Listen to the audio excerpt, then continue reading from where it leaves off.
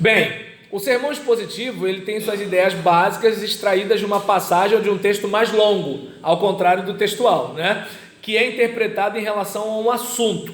Enquanto o textual é construído a partir de um versículo ou um pequeno trecho bíblico e o sermão temático é a partir do tema, o sermão expositivo é construído a partir do texto e do contexto. Você vai pregar em Jeremias, só em Jeremias, mas de repente o capítulo primeiro todinho, ou talvez todo o 3, 4, 5, ou talvez metade do livro de Jeremias, entende? E aí nisso é construído a partir de um versículo, construído a partir do texto, do seu contexto. O expositor não põe nada no texto, ele apenas extrai do texto, é diferente. Então, tanto as divisões quanto as subdivisões são oriundas das circunstâncias do texto. Enquanto o sermão textual se limita a 1 ou 2 versículos, o sermão expositivo pode abranger a vida de um profeta e utilizar um livro para extrair divisões e subdivisões da ideia central. O pregador estuda bem um texto e seu contexto, como Mateus 24, enumera as ideias mais fortes do texto, descobre o pensamento principal que determina a ideia central. Por exemplo, a forma da volta de Jesus, em Mateus 24. Uma volta visível, versículo 27. Uma volta repentina, versículo 42 a 44. Uma volta gloriosa, versículo 30 e 31. Então ele ficou dentro do capítulo 24, mastigou o capítulo 24 e explicou o capítulo 24. Ele não vai para Tessalonicenses, ele não vai para Coríntios, ele não vai para Apocalipse, ele fica ali.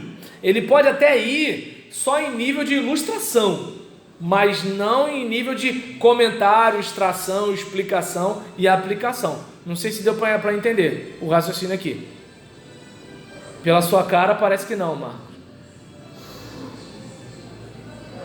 Então, enquanto ele pensa o que ele pensa, fala aí. Assim, Vai. no exemplo de Mateus 24, todo pregador que fizer uma pregação expositiva de Mateus 24, ele vai necessariamente achar essa ideia central? Depende, se ele for falar da volta de Jesus, ele vai descrever a volta de Jesus como o texto está dizendo. Ele não tem para onde ir. Entende? Porque a parte que fala sobre a volta de Jesus está dizendo como Jesus vai voltar. A única coisa que ele pode fazer como expositor é explicar, mais nada. Ele não tem para onde viajar. Ele pode até elaborar frases, para quê? Meu sermão, para não ficar igual ao do Gilberto, eu vou mexer na frase, mas não na ideia. Eu não posso mexer na ideia, porque o texto está ali dizendo como vai ser. Então se verá o Filho do Homem vindo sobre as nuvens com poder e glória, como diz uma musiquinha, entendeu? Assim como o relâmpago que sai do Oriente se mostra no Ocidente, assim há de ser a vinda do Filho do Homem. Então você não tem para onde correr, está fechado, é daquele jeito. Então eu, por exemplo, como eu gosto de Efésios, né? Uma vez eu preguei numa igreja, a Primeira Batista em Vila Rosali, o livro de Efésios todinho, né? Não deu para eu viajar, porque não dava tempo para isso, mas eu anunciava as frases, né? Eu dividi em 3 blocos, a questão de Deus, ele nos escolhe para mostrar a sua glória, né? Precisamos viver como precisamos viver a nossa vocação, né, para mostrar a sua glória, e vamos ter que lidar com seres inteligentes e organizados que vão se opor a esse nosso trabalho de mostrar a sua glória. Tá mais bonito, é que eu não estou lembrando aqui direito, tá? E aí, nesses 3 pontos, eu botei os subpontos, que, digamos, os primeiros 3 capítulos de Efésios são doutrinários, e do 4 ao início do 6 são práticos, e do 6 praticamente ao final fala da luta que a gente trava, né, para de alguma forma contribuir para essa glorificação a Deus, principalmente em relação a esses seres inteligentes e organizados. E aí a gente não entende nada disso, vai natural?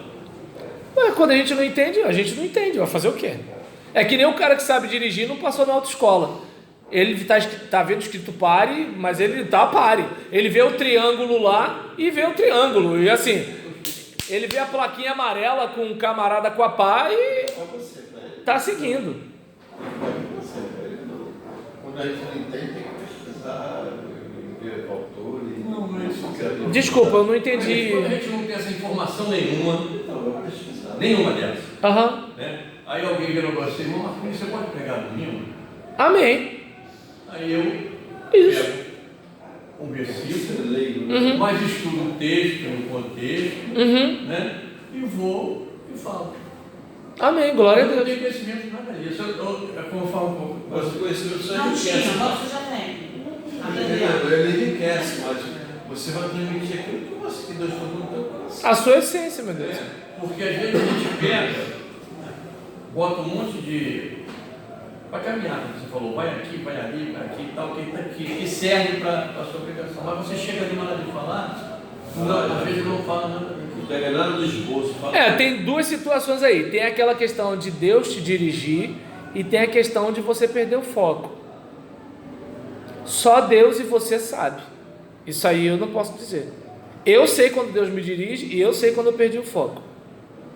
E a Gisélia também. E quando nem Deus te dirige? Ele sabe muito antes, pastor.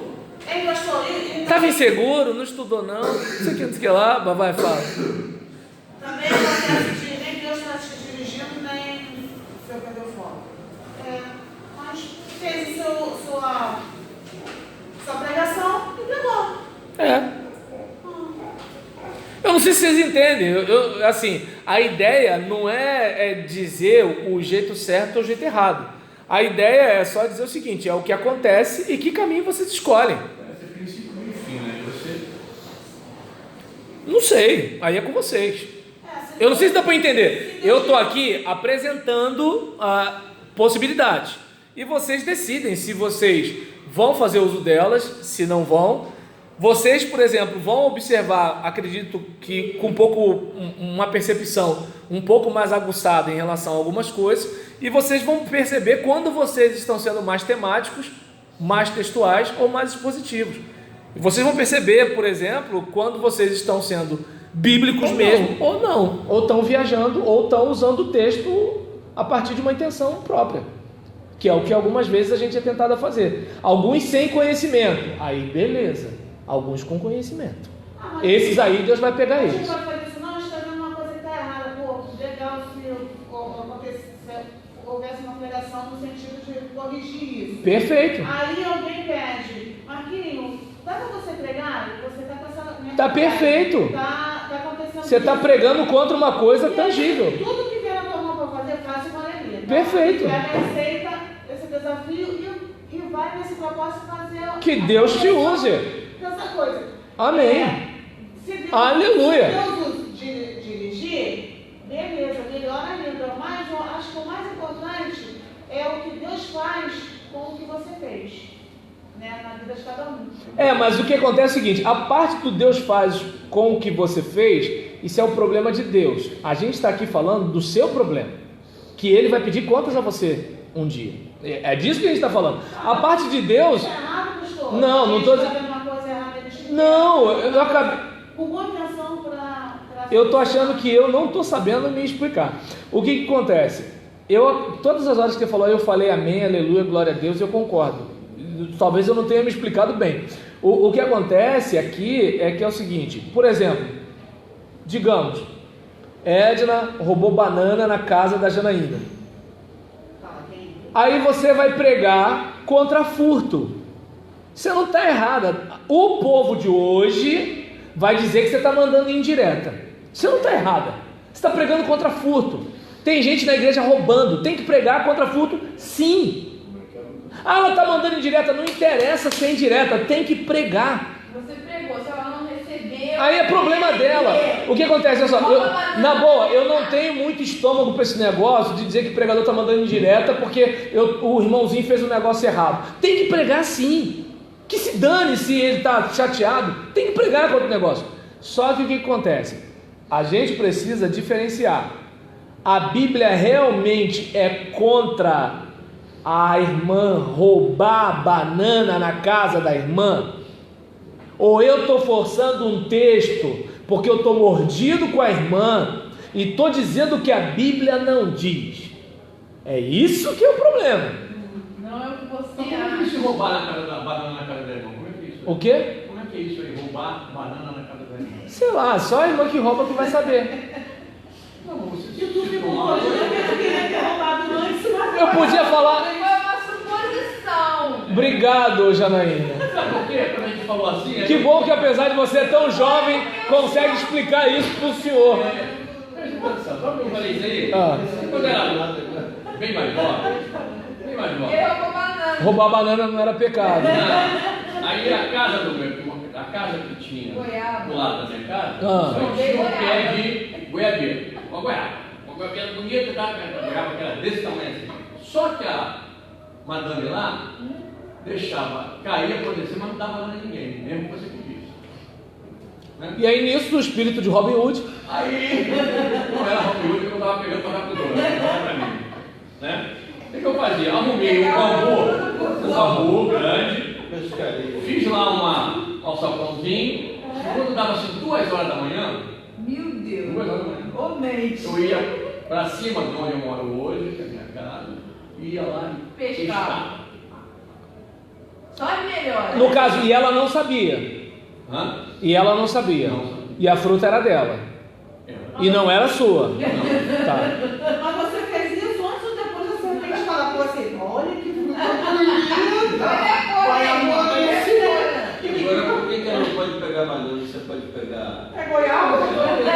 De modo era assim, tinha lá um pé de goiaba, um pé de banana lá, ela roubava a banana. Bem, ela pode ter feito, já que pegando a sua experiência, ela pode ter feito como você, ela roubou. Tá, pegou emprestado. Pegou emprestado, Marcos, você não roubou não, pronto. Fala, Mariana. Roubar é muito forte. Roubar é... Tá, roubar é muito forte. Por isso que o povo não gosta de pregador. Vai, fala. Ué, a gente pode chamar o adultério de escapadinha. Olha como é que fica soft. Escapadinha. Fala, Mariana. E se a goiabeira tivesse invadido aqui, tá no Marcos? Aí ele podia pegar, hein? Bem, aí o que acontece? Um papo de vizinho, né? De que assim, fulano, olha só, da mesma forma que eu sou obrigado a varrer as suas folhas, eu entendo que eu tenho direito de pegar a goiaba que está aqui. Mas olha só, olha aqui a conversa. Ninguém vai pegar minha goiaba, então também corta a sua folha, seu galho, para eu não ter que varrer sua folha aqui. Porque se vier folha para cá e goiaba para cá, assim como eu vou varrer sua folha, vou comer essa goiaba. Mas olha só, percebe a diferença? Prefiro cortar o galho, para não ter problema. Entende a diferença? É uma situação que assim, você está acertando uma questão com o vizinho. É diferente de você, 2 horas da manhã, pegar um bambu e ir lá na árvore do vizinho, sem o vizinho saber. Bem, eu não sei. Aí o que acontece? Aí, por exemplo, não, mas claro, cara, fazer coisa errada mexe com a gente. É, desse jeito, é verdade. Então, pra gente fechar, né? Eu roubava de Se dia você, mesmo. ó, eles já provaram, você tinha que ver que isso mudava. É mesmo? Então, Eu só roubava de dia mesmo. aí Ele estava Eu quietinho. roubava pra- a qualquer hora. gente, pra gente fechar, eu não esqueço do dia que a Edna tava guardando bolsa, tirando bolsa. Eu não esqueço aquele dia. E o Francisco e Janaína, mas peraí, e tal. E aí, assim, fechando esse bloco, né? A gente ainda tem uma aula pendente, mas aí o Edinaldo vai acertar com vocês qual vai ser o dia. Seria semana que vem, mas aí eu acho que ele quer botar para uma terça-feira. Aí tem que ver isso com ele. E aí, por exemplo, eu só pedi a ele que fosse bem antes do Natal, porque daqui a pouco vai todo mundo pensar em rabanada. Aí não sei. E aí, fechando aqui o nosso bloco.